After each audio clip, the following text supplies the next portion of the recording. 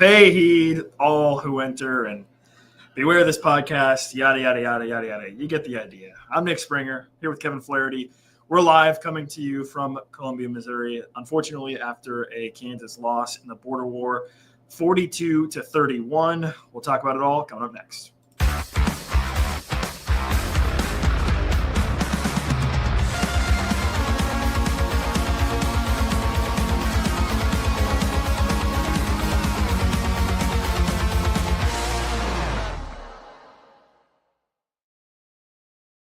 This is another live edition of the Pay Podcast coming to you from Columbia, Missouri.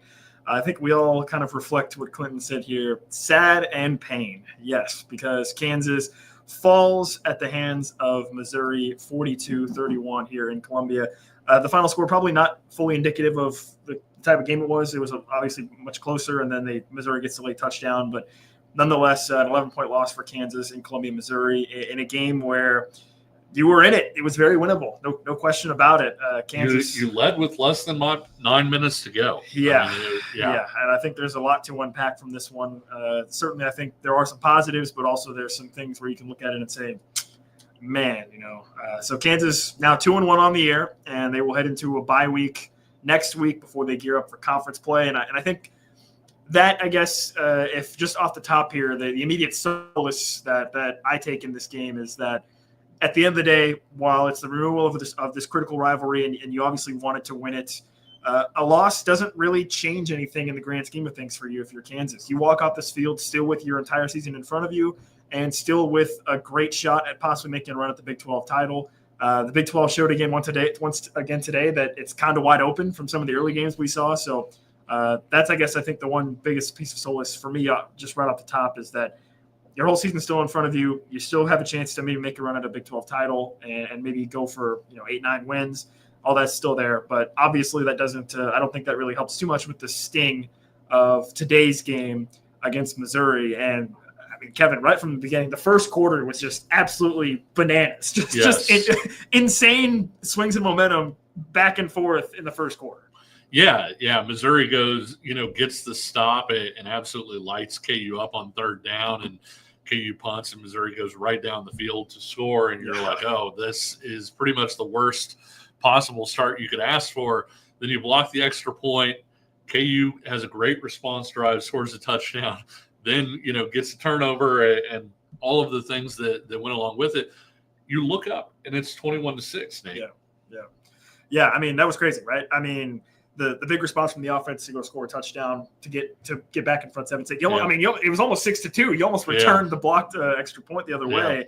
And then you get that fumble 6 that you mentioned, make it 14-6. All of a sudden it's 21-6, and the air had left the stadium, right? I think I made this comment to you, I think, in the third quarter when it was still maybe tied at 21, I think, at that point, where the sentiment of the crowd here in Columbia was very much one of, oh, we did not expect to be nervous in the third quarter.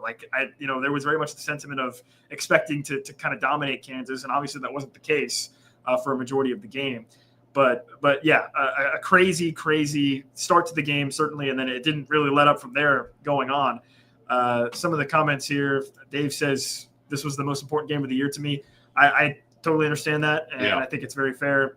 When you renew a rivalry like this, that has such deep history, obviously it's very important. And Lance Leipold at the beginning of the week was really trying to downplay it, I think. But, he made some comments about, hey, you want to be enthusiastic but not emotional, which I think KU did show a little bit of that early on in terms of being able to respond. But yeah, this was certainly a big one in terms of non-con.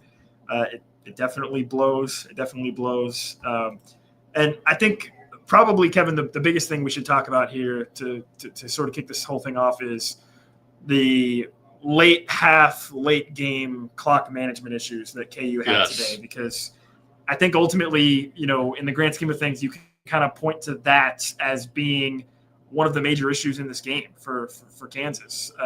You look at the end of the first half and, you're up 6, and then Missouri kicks a field goal to make it 21-18.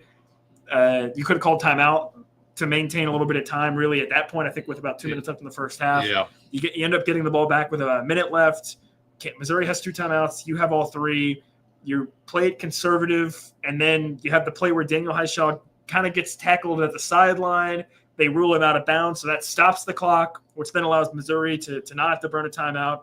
They end up calling a timeout, and then you end up kicking it. You end up punting as well. Missouri gets the ball back, and then really so for me it was dumb decisions on top of dumb decisions on top of dumb decisions. Yeah. But then that all could have been erased if you execute and tackle on Missouri running a basic run play with 30 seconds left. If you stop that for a shorter gain, Missouri probably goes to half at that point.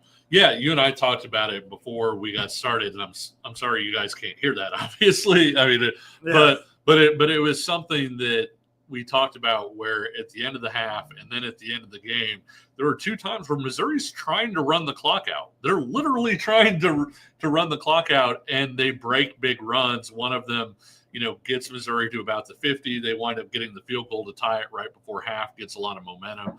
And then at the end you're trying to run out the clock, and the guy breaks it for a long touchdown.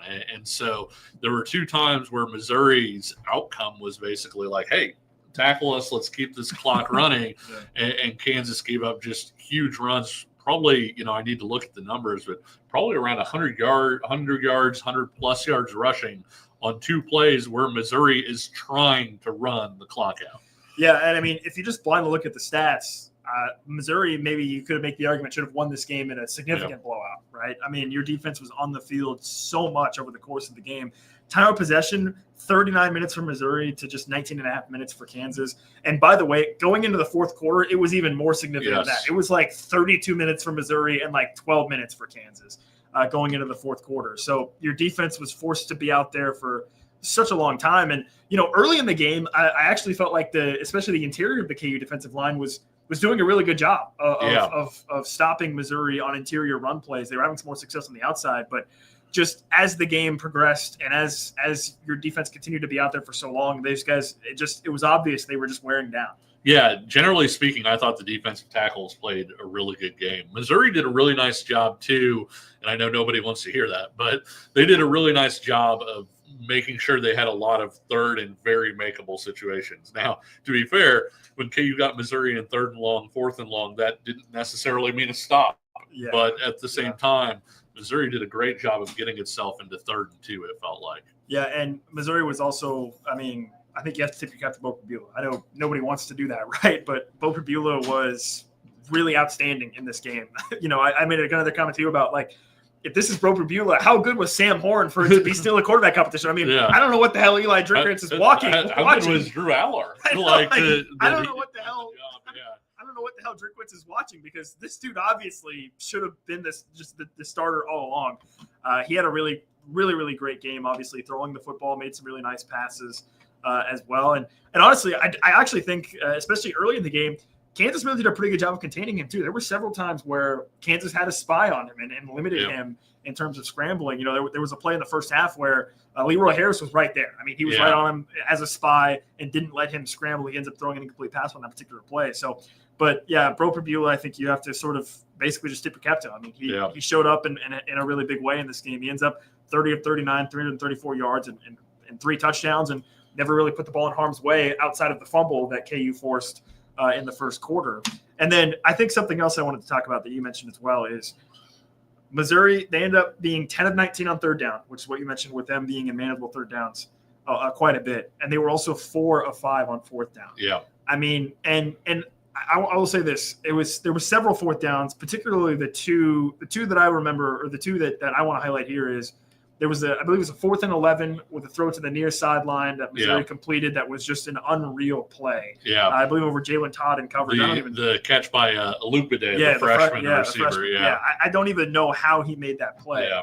And then the other one ended up being later in the game as well, where they complete another 4th down, and then they get the 4th and 1 that ends up scoring the touchdown, the go-ahead touchdown as well. They had to pass to Kevin Coleman over the middle of the field on 4th down as well. 4th and 7 on that one. Yeah. And that was off of 3rd and 17. And of course, 4th and 7 is going to become, a little bit of a discussion probably a little bit later because Kansas had its own 4th and 7 and elected not to go for it. But yeah, that was the thing, was Missouri did a really good job of not putting itself in tough situations. But even when Kansas got Missouri in tough situations, the Jayhawks just couldn't finish defensively.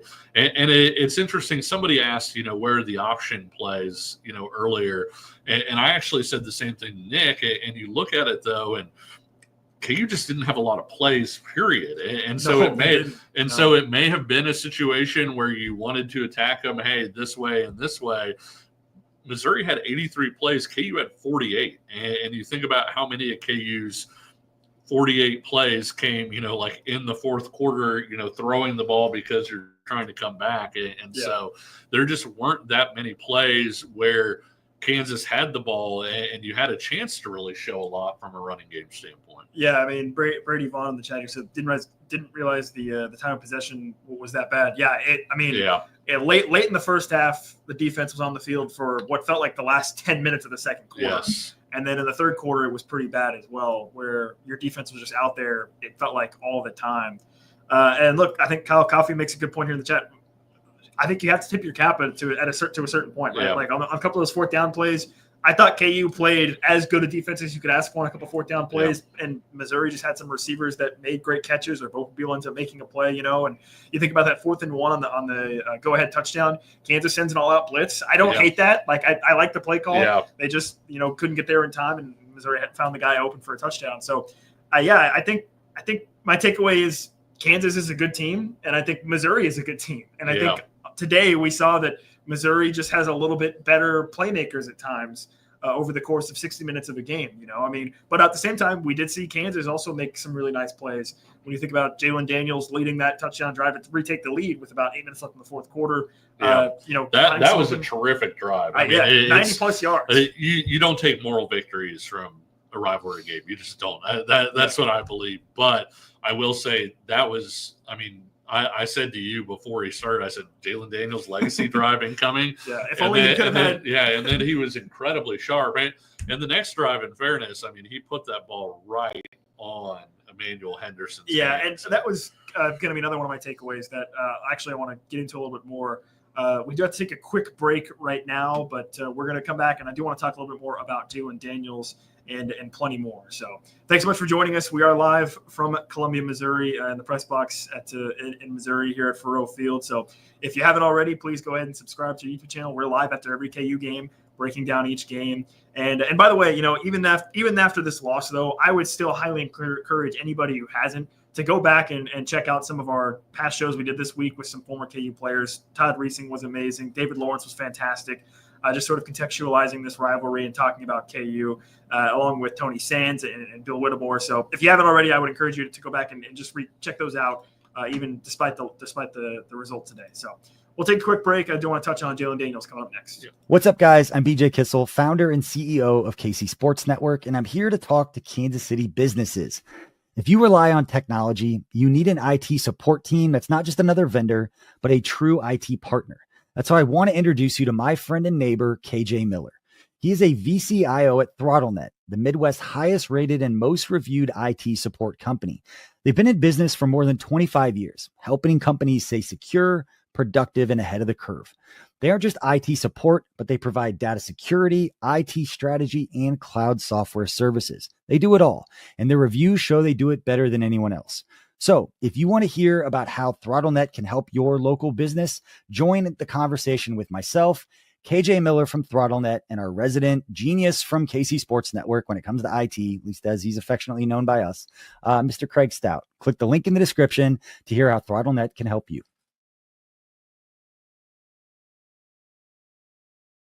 This is a live edition of the Pay Podcast from Columbia, Missouri at Faurot Field. I'm Nick Springer here with Kevin Flaherty, brought to you by Emprise Bank, your partner in all things possible. Member FDIC. Shout out to Dave. He said, since I know you're actually seeing these, yes, we do actually see your comments. Thank you. I'll just say this. Thank you for doing those interviews this week. They were incredible. It was so good to see those legendary Jayhawks again. It was honestly so much fun to do. Great to hear so many fantastic stories about this rivalry, and from hearing from those guys that actually, guys, some of you probably already know this, but David Lawrence is truly the most passionate person about Kansas football. That guy lives and breathes Kansas football, and I think he's also an excellent steward of things like this, the rivalry, right? With some of the context that he can give, some of the stories that he can tell. Truly incredible stuff. And then, listen, I got to give all the credit to Kevin for getting Todd Reesing. I mean, Todd Reesing, for those of you that may not know, he is notoriously difficult to track down at times, and we actually got him at what looked like I think he was in Lake Tahoe on vacation. He was in Lake Tahoe on the interview. So yeah, so I got to give all the credit to Kevin on that one for doing his journalistic duty and tracking that one down. But yeah, I really appreciate that comment, David. Thank you. And again, I highly encourage people to go check out those past shows. Just again, even though obviously the result today wasn't what KU wanted with the 42-31 loss, just to hear I think some of those stories and those guys talk about those old KU teams. Is really cool. So I did want to talk about Jaylen Daniels. I mentioned it before we went to the break.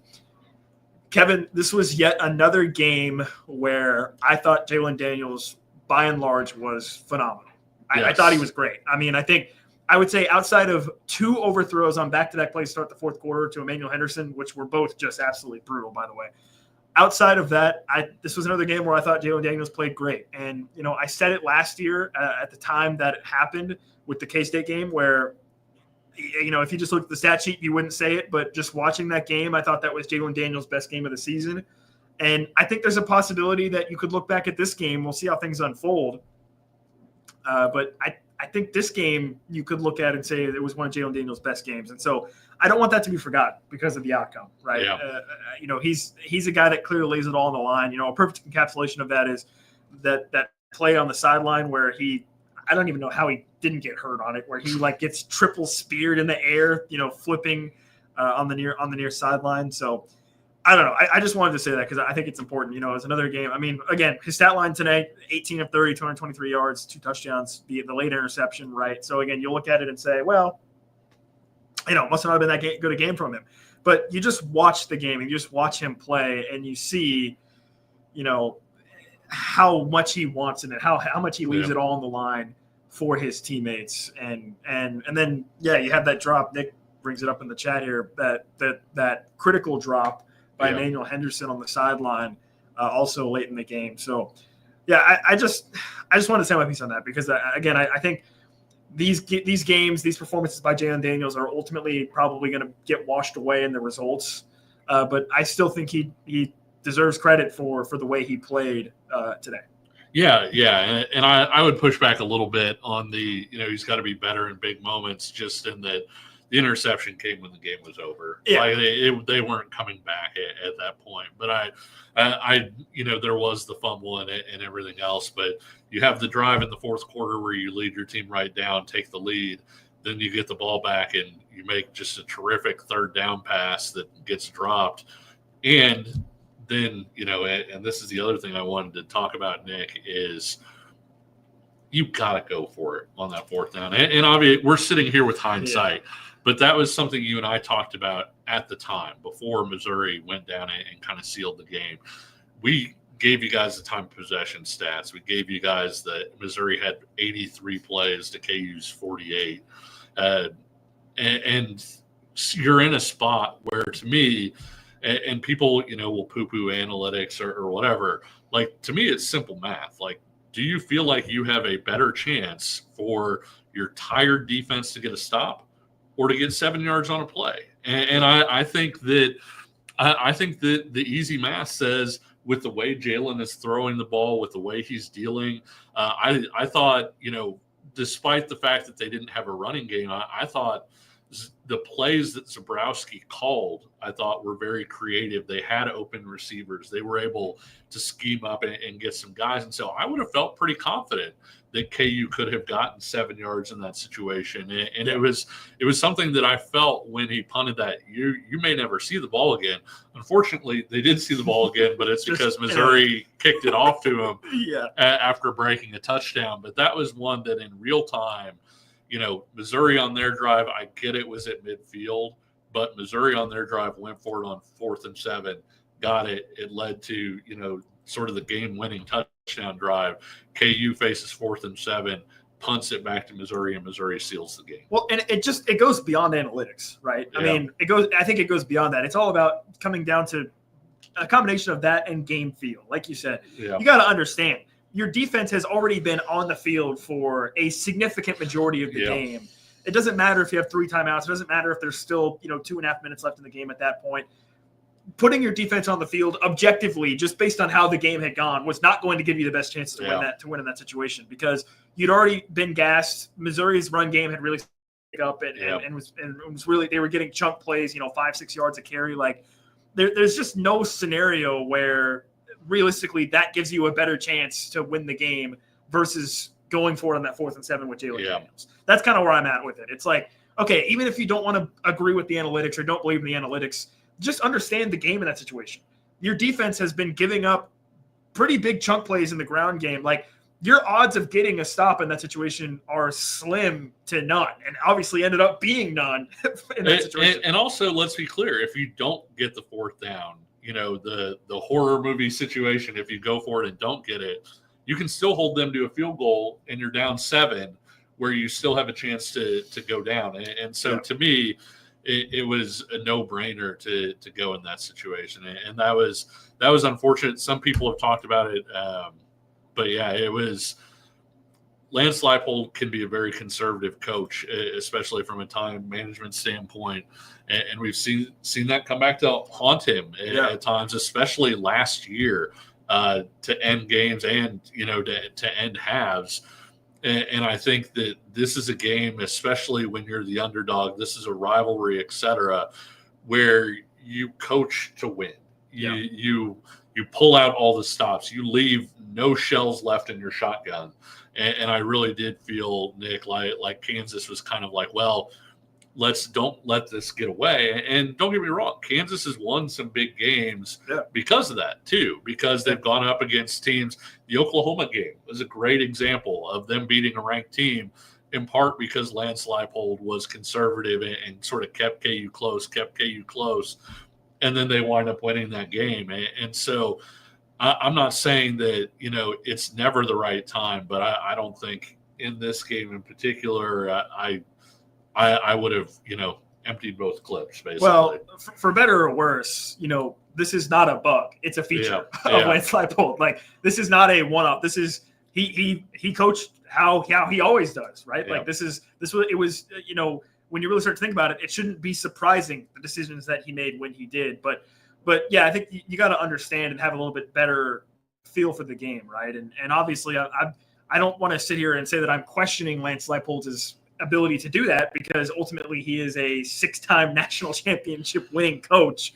Also, and to your point, like, that wasn't the only issue. Like, Like, if you decide, hey, we're going conservative, we're going to get into half, and Daniel Highshaw stays in bounds, then it's fine. And or even after that, if your defense makes a tackle on 1st down, Missouri just trots into the locker room. And so it reminded me, I think it was both West Virginia and kind of Arizona State last year, where it wasn't one thing, but like the being conservative impacted. It was one of those things where it's like, well, if we play conservative, like, these 2 or 3 things have to go wrong in order for this to go wrong, and they went wrong. Yeah. I mean, it's obviously frustrating, but I also don't think Lance Leipold is going to particularly change, in that regard. I don't expect him to really do things differently, right? Like, if you were to take him and give him 10 chances at this game against Missouri in those situations, I'm not confident he would do anything different really in that situation. Like, that's just how he is. He's probably looking at it and saying, hey, we had the ball down 4, we had a great pass play called, we had the 1st down, the play just wasn't made. And I don't want to put all this on Emmanuel Henderson. That's not what I'm trying to do. Oh, yeah. I'm just saying, like, even with the benefit of hindsight, I could see him saying, well, Missouri didn't pull away, up until that point. We had our chances. We just didn't make the plays. And so I think that was a frustrating deal. Yeah. The other big aspect of this game, I've seen some people mention in the chat. First of all, I love the idea of just locking Lance Leipold in a room and making him play CFP 26 on like 2-minute warning time, just over and over and over again.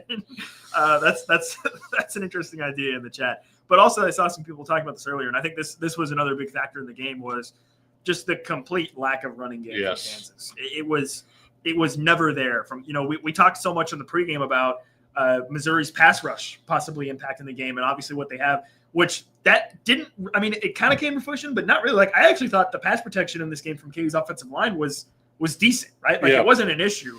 The actual issue came from the complete inability to run the ball from this Kansas offense. I mean, the stats really paint a bigger picture of this. Daniel Highshaw had 6 carries for 11 yards. LeSean Williams officially had 3 carries for 0 yards. Can I put this into context a little bit? Go ahead. Go right ahead. Jaylen Daniels led KU with 20 yards rushing. He had a minus 25-yard play. Yeah. And led KU in rushing with 20 yards rushing. And so, the traditional running game was not there. No. Just at all. Yeah, and that obviously I think really impacted kind of the game script of how this thing unfolded as well. And honestly, I think kudos to Jim Zabrowski, because I thought he still was able to be creative enough to get guys open and get Kansas into situations to where they could be successful. You think the little 5-yard hitch or whatever, that's a running play, right? Yeah, and it's, it goes into the stats as a pass, but basically saying, hey, the corner's off. We're just going to throw this little 5-yard pass and get 2nd and 5. I did think he did some really creative things to give Jaylen Daniels some safe throws that were also plays where they had a chance to get a little something extra there. And one of the positives, I will say, Nick, the tight ends were excellent. Yes.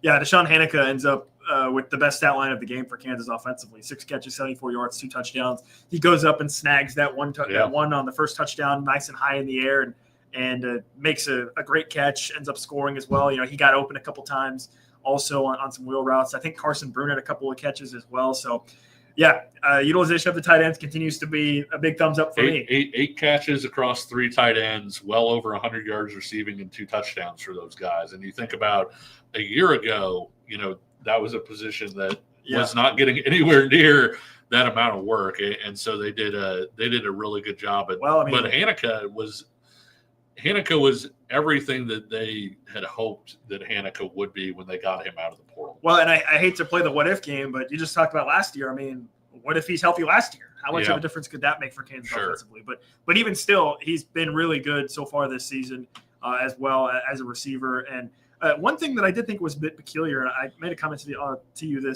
this as well as the game was happening, is clearly there was some design for the tight ends. Clearly there was some plays designed for Emmanuel Henderson. We saw a deep pass to Levi Wentz, right? Yep. But the one guy that didn't really get involved until I think late in the third quarter was Cam Pickett. And obviously he showed some of his explosiveness in the Fresno State game, but he was pretty much invisible for a majority of the game. Yeah. And to your point, it wasn't even that it was like, well, they're trying to get him the ball. He wasn't really targeted that much.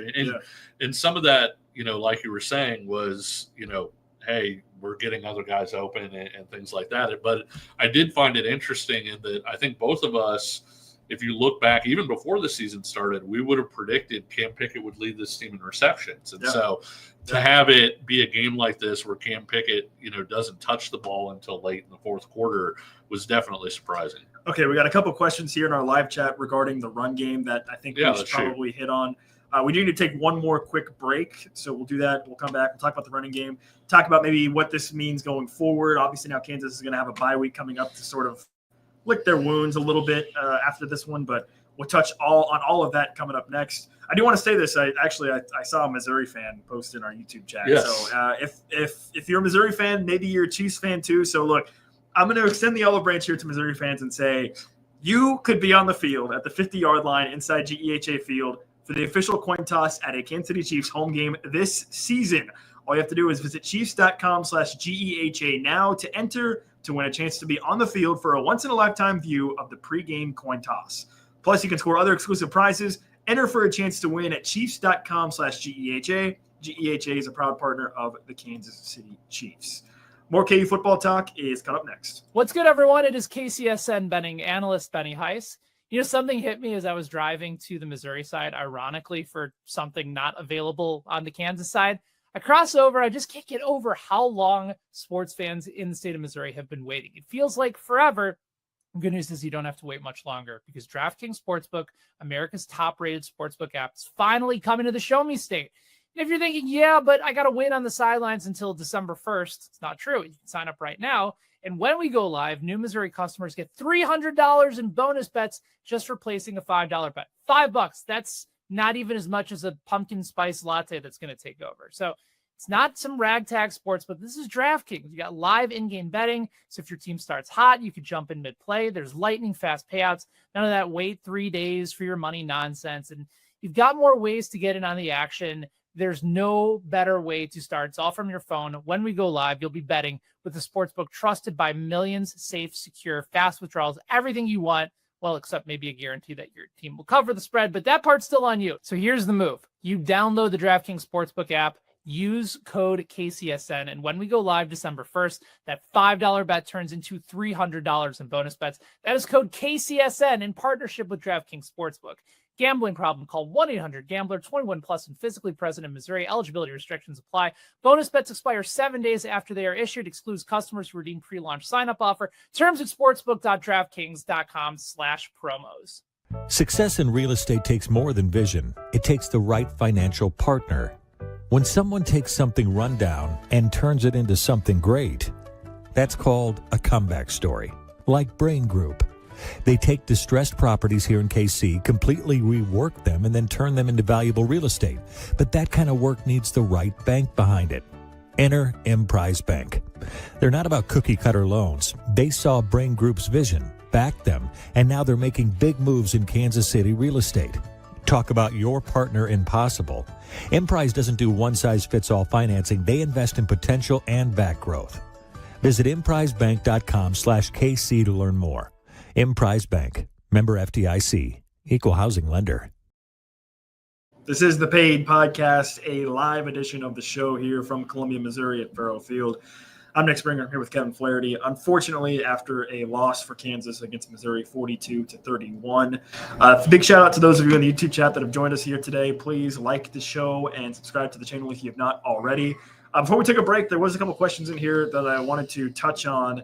Regarding the run game, we talked about it a little bit before the break. Kansas really struggled to run the ball against Missouri. First from Dave, he says, how, with stars, did we have no rushing game? Were they just that much bigger than us? You know, I think Missouri put some emphasis on stopping the run, but yeah, their defensive front is terrific. Like we weren't screwing around when we said that all week on our preview shows. Yeah. And somebody asked, I think specifically, is this going to be the best defensive front that KU faces this year? One of the best defensive fronts. Yeah, from Brady. No, it's not one of the best defensive fronts KU will face this year. It's the best defensive front that KU will face this year.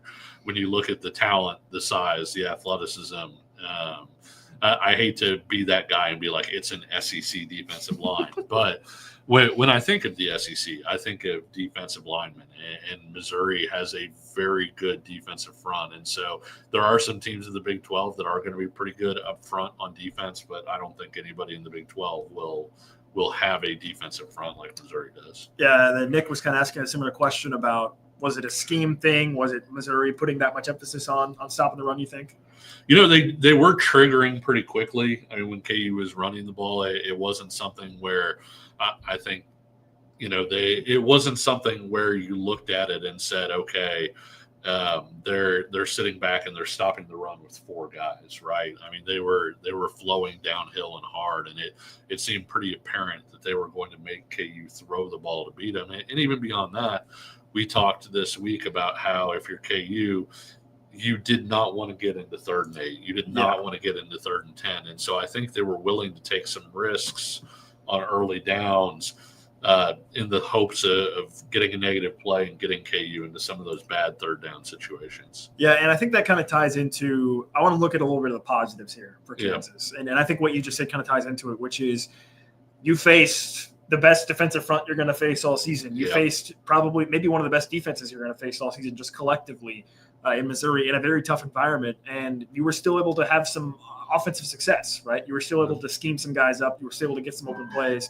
Now, you missed on a couple drops. You missed on a couple deep plays, but, you know, you were scheming up guys to make plays, right? You were putting guys in the right spot to make plays. And so when you think about, hey, this Missouri team may end up being – I mean, first of all, I'd encourage anybody to just take a gander at Missouri, that SEC schedule. It's a joke how they got that good of an SEC schedule.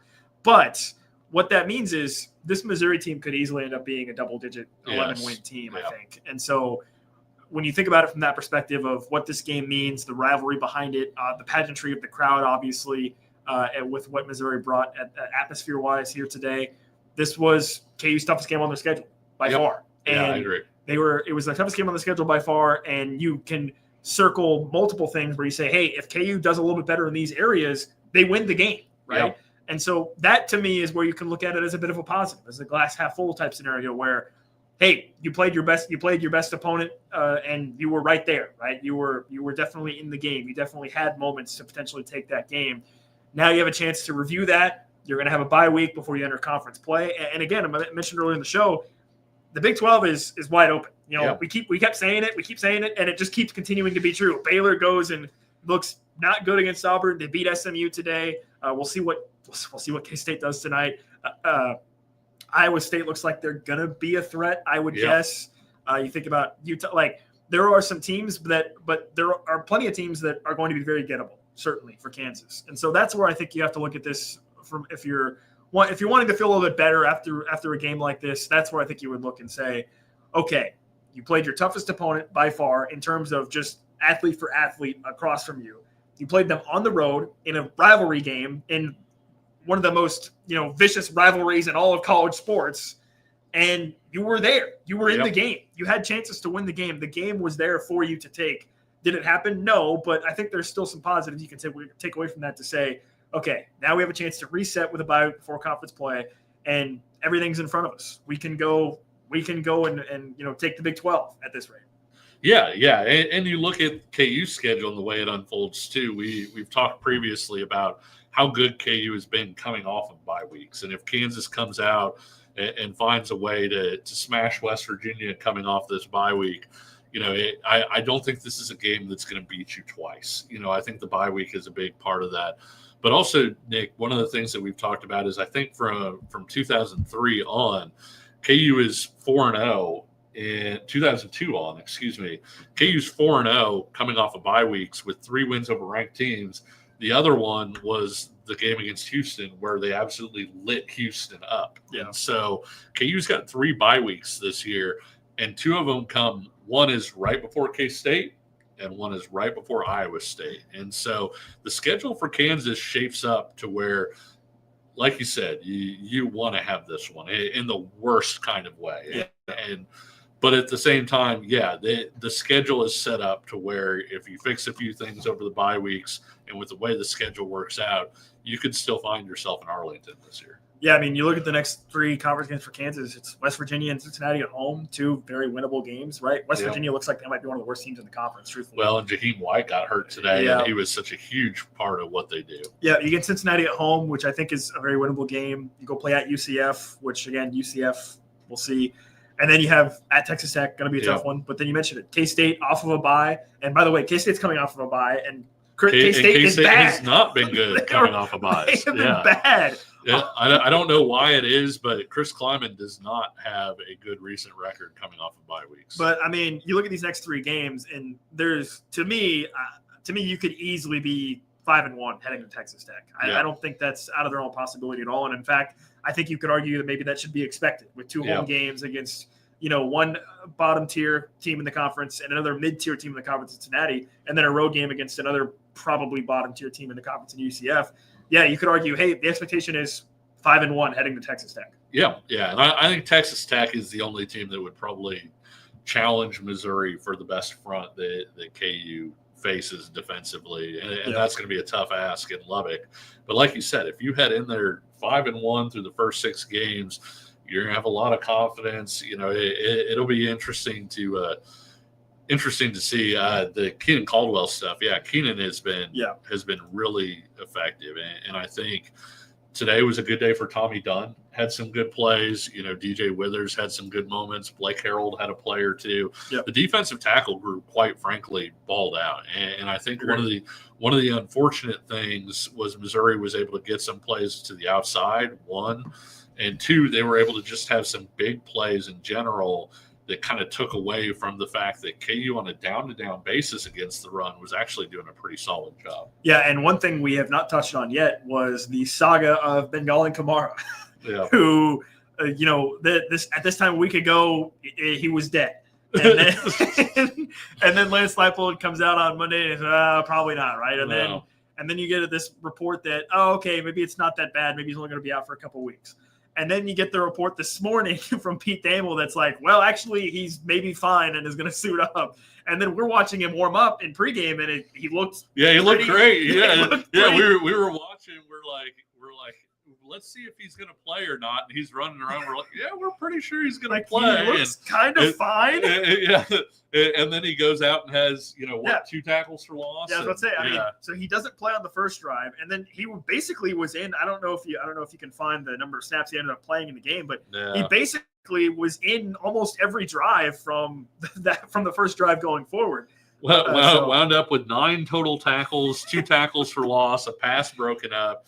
Yeah, Bengali was not dead. What is the reports of my demise or the reports of Bengali's demise were vastly overstated. Yes, yeah. So that was crazy. I guess maybe there was some gamesmanship on the part of Lance Leipold on that, or maybe I do think legitimately it was probably a situation where they probably maybe didn't fully know the extent of whatever he maybe tweaked his knee or whatever it may have been.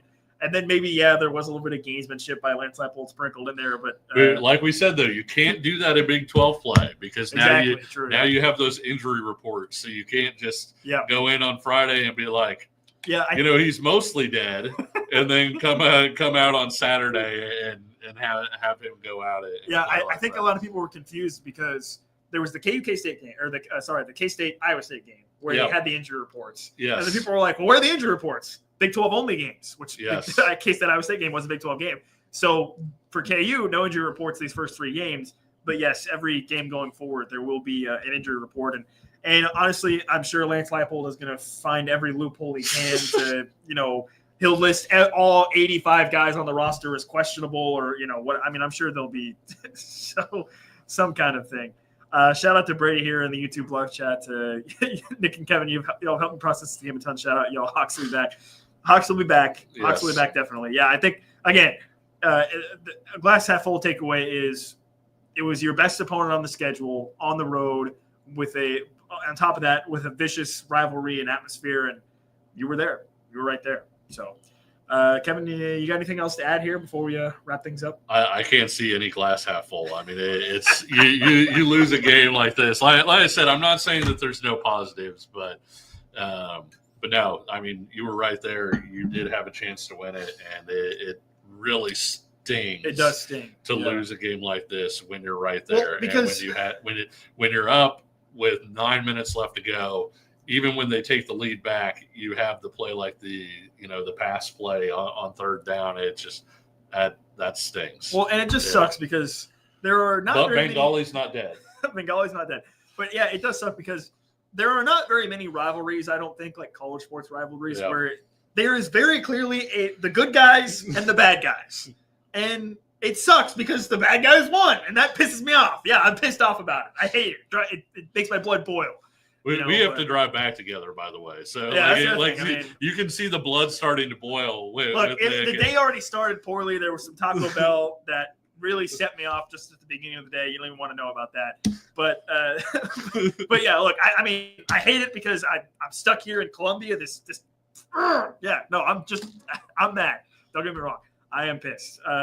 Nick, hey, Kevin maybe will have a bourbon when he gets back. I'm not really a bourbon guy. I guess Kevin may have 5 bourbons when he gets back. But yeah, we'll get home safe first. I promise you that. I do like Brady to end us here by saying Darren Peterson will end Dennis Gates. There you go. Hopefully that does happen. Yeah, KU and Missouri obviously will be playing in Missouri or in Kansas City, which I guess is in Missouri, for basketball later on this year as well. So yeah, this one hurts. It hurts a lot.